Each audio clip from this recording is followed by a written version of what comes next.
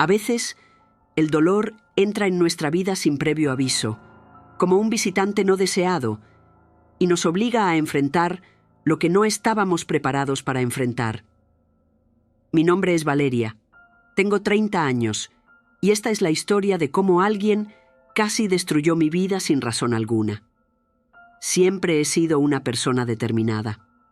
Desde pequeña sabía que quería ser abogada. Mis padres siempre me apoyaron, incluso cuando la situación financiera no era favorable. No era rica ni nada por el estilo, pero logramos mantenernos bien con la carpintería que tenía mi padre y con algunas clases particulares que daba mi madre, ya que ella era profesora jubilada. Recuerdo que, durante la universidad, pasaba noches en vela estudiando y trabajando al mismo tiempo para pagar las cuentas. No fue fácil, pero cada esfuerzo valió la pena cuando obtuve mi diploma.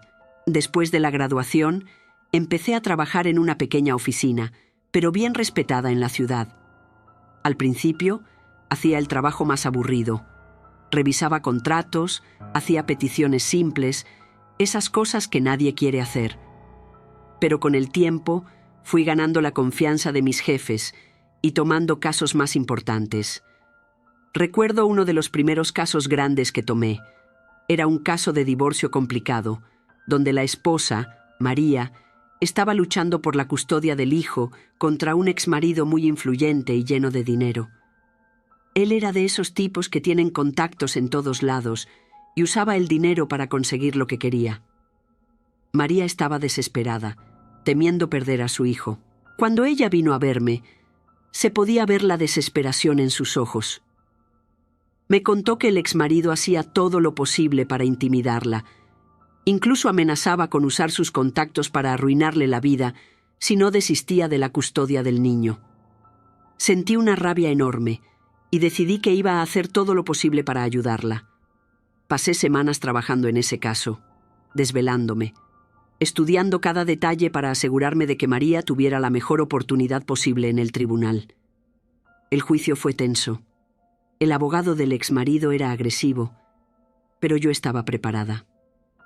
Cuando el juez le otorgó la custodia del hijo a María, fue uno de los momentos más felices de mi carrera. Ella me agradeció con lágrimas en los ojos y sentí que todo el esfuerzo había valido la pena. Sin embargo, después de esa victoria, comenzaron a suceder cosas extrañas. Los primeros problemas fueron más sutiles y luego todo empeoró. Primero, mi gato, que siempre había sido muy tranquilo, empezó a comportarse de manera extraña. Se escondía debajo del sofá y maullaba sin parar, mirando al vacío. Pensé que estaba enfermo o estresado. Lo llevé al veterinario, pero él dijo que todo estaba bien con el gato. Luego, las cosas se volvieron aún más bizarras. Por la noche, escuchaba ruidos extraños en casa. Pasos, susurros, puertas que se cerraban solas. Pensé que era mi imaginación, que estaba cansada del trabajo, pero pronto me di cuenta de que era algo más que eso. Comencé a asegurar todo antes de dormir, pero los ruidos continuaban, y para empeorar las cosas, me despertaba con marcas extrañas en el cuerpo, como rasguños. Las noches se volvieron cada vez más perturbadoras. Tenía pesadillas horribles, en las que era perseguida por sombras y no podía escapar. Me despertaba en medio de la noche, sudando frío, con la sensación de que había alguien en mi habitación, observándome. Era desesperante. Se lo conté a mi mejor amiga, Carol, y ella me dijo que necesitaba relajarme, que era solo estrés. Fui a la terapeuta, pero nada parecía mejorar. Las pesadillas solo empeoraban y me despertaba cada vez más cansada y con más marcas en el cuerpo. Comencé a notar otras cosas extrañas también. Objetos que estaba segura de haber dejado en un lugar aparecían en otro. Mis llaves, por ejemplo, desaparecían y reaparecían en los lugares más improbables. Hubo un día en que las encontré dentro de la nevera. Empecé a preguntarme si estaba perdiendo la cabeza, si era por el cansancio o algo así, pero en el fondo sabía que algo muy malo estaba pasando. Una noche, cuando llegué a casa, sentí un olor extraño en el aire. Un olor a carne podrida, muy fuerte. Busqué por toda la casa tratando de encontrar el origen, pero no encontré nada. Eso me dejó muy inquieta. Luego, las cosas empeoraron aún más. Empecé a ver sombras por el rabillo del ojo, como si alguien me estuviera observando. Una noche, me desperté y vi una figura oscura parada al lado de mi cama. Me quedé paralizada de miedo. No podía moverme ni gritar. La figura permaneció allí unos segundos y luego desapareció. Fue la experiencia más aterradora de mi vida. Ya no sabía qué hacer. Los ruidos en la casa, las pesadillas, las marcas en el cuerpo, las sombras. Todo eso me estaba volviendo loca. Empecé a tener miedo de quedarme sola en casa y comencé a dormir con la luz encendida. Después de esa noche en la que vi la figura oscura al lado de mi cama, mi vida se volvió un infierno y me di cuenta de que estaba enfrentando algo más allá de mi comprensión. Empecé a ver que todo se trataba de algo paranormal. No sabía por qué todo eso estaba sucediendo conmigo. Las cosas no tenían sentido. Recordé las historias que mi abuela, que era gitana, solía contar. Ella siempre hablaba sobre espíritus, maldiciones y energías que no podíamos ver, pero que estaban a nuestro alrededor. Decidí llamar a mi madre, Teresa, para pedir orientación. Le conté todo lo que estaba pasando, desde los ruidos extraños en casa hasta las marcas en mi cuerpo y las pesadillas. Mi madre se preocupó y dijo que me ayudaría. Me contó que conocía a una gitana amiga suya que lee las cartas y que podría ayudarnos a entender lo que estaba ocurriendo. Al día siguiente, mi madre me llevó a la casa de la gitana, doña Mirtes. Era una casa sencilla, pero llena de objetos místicos y símbolos gitanos. Doña Mirtes nos recibió con una sonrisa y me pidió que me sentara. Empezó a leer las cartas mientras murmuraba algunas palabras que no entendía del todo. Después de unos minutos, me miró con una expresión seria. Valeria, las cartas muestran que alguien ha hecho un trabajo de magia negra contra ti, y esa persona está relacionada con tu trabajo. Puede ser alguien que perdió un caso por tu causa o alguien en tu entorno profesional que siente envidia o rabia hacia ti. Mi madre se quedó boquiabierta y yo sentí un escalofrío en la espalda. ¿Pero quién haría eso? Siempre he intentado ser justa en mi trabajo. Doña Mirtes continuó. La persona que hizo esto tiene mucho odio en el corazón. Quiere verte destruida. Necesitas protegerte y deshacer este trabajo. Existen rituales que pueden ayudarte, pero necesitarás mucha fuerza y fe. Esa revelación me asustó aún más, pero al mismo tiempo me dio un sentido de dirección. Ahora sabía que no estaba loca y que había una razón detrás de todo lo que estaba sucediendo. Necesitaba descubrir quién estaba detrás de esto y cómo deshacer el mal que me habían lanzado. Regresamos a casa y pasé la tarde pensando en eso. Traté de recordar todos mis casos, pero ninguno de ellos había sido muy importante. Eran solo algunos procesos. Solo podía ser algún caso mayor. Fue en ese momento cuando recordé el último caso que había representado: la custodia del hijo de María y su exmarido. Empecé a recordar cómo ese hombre tenía una energía negativa y cómo se había enfurecido con la decisión del juez. Empecé a unir los puntos. ¿Acaso todo esto tenía que ver con el caso de María? Decidí llamarla y contarle lo que estaba pasando. Al principio no parecía una buena idea, pero sinceramente no podía soportar más esta situación, así que no tuve muchas opciones. María se puso pálida al instante y me contó algo que me puso los pelos de punta. El exmarido tenía una novia que practicaba magia negra. Dijo que esta mujer era capaz de cualquier cosa para vengarse de quienes cruzaran su camino. Luego me contó que también había tenido muchas visiones aterradoras después de ser amenazada por Victoria, la actual de su exmarido. Dijo que había caído varias veces en casa después de sentir que algo la empujaba con fuerza. Comentó que para protegerse había ingresado en una religión espiritualista y estaba recibiendo algunos tratamientos espirituales. María suspiró y miró su café antes de hablar. Hay una persona que puede ayudarte. Una vecina mía, doña Celia. Conoce a Victoria desde que era adolescente y sabe muchas historias sobre lo que esa mujer ha hecho. Decidí buscar a doña Celia al día siguiente. Fui a la casa de María y juntas fuimos a la casa de la vecina. Doña Celia era una señora de unos 70 y tantos años, con el cabello canoso y una mirada muy vivaz. Cuando María explicó la situación, ella me miró con una expresión preocupada. «No deberías meterte con esa mujer, niña. Es peligrosa, pero si realmente quieres saber, te contaré lo que sé». Y comenzó la historia. Victoria, la amante del exmarido de María, siempre tuvo una fama extraña en el vecindario. Desde joven se involucró en cosas de magia, pero siempre en el lado más oscuro. Cuando era adolescente, tuvo un novio que murió en circunstancias misteriosas, y algunas personas decían que ella había hecho un ritual para vengarse de él por traición. Después de eso, se obsesionó aún más con esas cosas. Leía libros de magia negra, hacía rituales extraños. Mucha gente le tenía miedo. Decían que quien cruzara su camino acababa teniendo problemas. Mientras doña Celia contaba esto, sentía un escalofrío recorrer mi espalda. Todo empezaba a tener sentido. Con cada detalle, mi angustia solo aumentaba, pero necesitaba saber más. Doña Celia, ¿sabe de algún lugar donde ella pueda hacer esos rituales? ¿Algún lugar que ella frecuenta? Escuché que tiene un sitio fuera de la ciudad, un lugar muy aislado. Dicen que allí es donde hace la mayoría de los rituales. Agradecí a doña Celia y a María, y me fui con la cabeza llena de pensamientos. Si quería acabar con esto, necesitaba averiguar más sobre ese sitio y lo que exactamente Victoria hacía allí. Pasé los días siguientes tratando de encontrar más información sobre el sitio.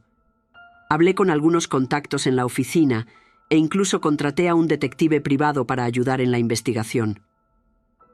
Él logró encontrar la ubicación del sitio y algunas fotos del lugar.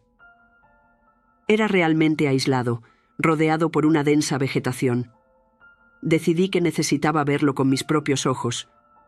Tomé mi coche una mañana de sábado y conduje hasta allí. Llegué cerca del lugar y estacioné mi coche a cierta distancia para no llamar la atención. Caminé hasta la puerta y noté que no había nadie allí, excepto un señor que parecía ser el cuidador.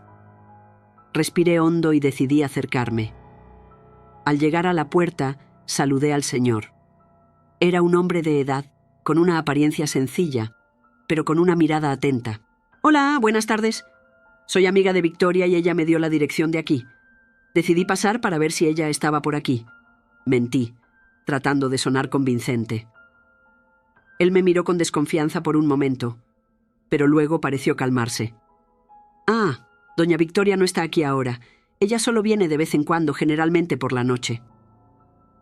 «Entiendo. He viajado por horas y necesito usar el baño. ¿Puedo entrar un momento?», pedí esperando que él fuera comprensivo. Sonrió amablemente y asintió con la cabeza. «Claro, puedes entrar. El baño está allí, en ese galpón cerca del kiosco». Agradecí y entré, siguiendo las instrucciones del cuidador. El lugar tenía una energía pesada y sentía un escalofrío en la espalda mientras caminaba. Pasé por un galpón y un kiosco cerca de la entrada. Mientras me dirigía al baño, noté que había muchas imágenes esparcidas por el lugar. No eran santos normales ni orishás. Eran criaturas sombrías. Algunas parecían murciélagos y otras tenían formas extrañas que nunca había visto antes. Estas imágenes me dejaron inquieta. ¿Qué hacía exactamente Victoria allí? ¿Por qué tenía esas representaciones tan extrañas? Estas preguntas martillaban en mi mente mientras usaba el baño. La sensación de que algo estaba muy mal solo aumentaba. Salí del baño y agradecí al cuidador por su amabilidad. Parecía no sospechar de nada y continuó con sus tareas. Volví al coche con el corazón acelerado y la mente llena de dudas. Todo lo que vi allí fue la confirmación de que algo estaba mal con esa mujer. Pero ¿por qué tenía tanta rabia hacia mí? Solo era una abogada. Esta pregunta me atormentaba, y los días pasaban sin que encontrara respuestas. Me sentía impotente. A pesar de saber lo que estaba sucediendo, no sabía cómo reaccionar. Mi salud empezó a deteriorarse drásticamente. Trabajaba arrastrándome, sintiendo una fatiga constante y dolores por todo el cuerpo. Mi desempeño en el trabajo cayó. Comencé a perder muchos casos, pues no podía concentrarme ni tener energía para hacer un buen trabajo. Llegó un punto en que tuve que optar por tomar un tiempo para intentar recuperarme. Me alejé del trabajo y ahora pasaba la mayor parte de mi tiempo en casa, sola. La soledad y el peso de los acontecimientos me llevaron a un estado de depresión. No tenía ganas de hacer nada. Apenas podía levantarme de la cama. La oscuridad parecía apoderarse de todo a mi alrededor y me sentía cada vez más perdida. Mi madre, Teresa, comenzó a llamarme preocupada, ya que no estaba dando noticias. Intentaba disimular, pero ella notaba que algo estaba muy mal. Un día, vino a mi casa sin avisar y se quedó en shock al verme en ese estado. Estaba abatida, con ojeras profundas y una expresión de desesperación que no podía ocultar. «Mi hija, ¿qué está pasando contigo?», preguntó, con los ojos llenos de lágrimas. No tenía fuerzas para mentir o esconder nada más. Decidí contarle todo, incluyendo lo del sitio. Ella me abrazó fuerte y dijo que no me dejaría sola en esto. «Vamos a conseguir ayuda, María. No vas a pasar por esto sola. Te llevaré a alguien que puede ayudarte de verdad». Esa conversación me dio un poco de esperanza.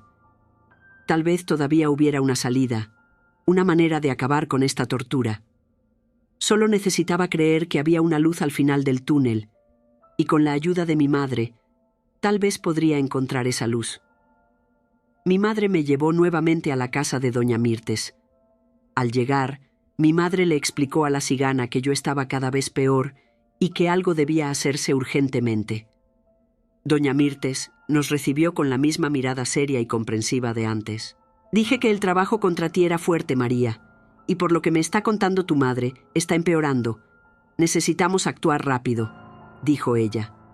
«Por favor, doña Mirtes, haga lo que sea necesario para ayudar a mi hija.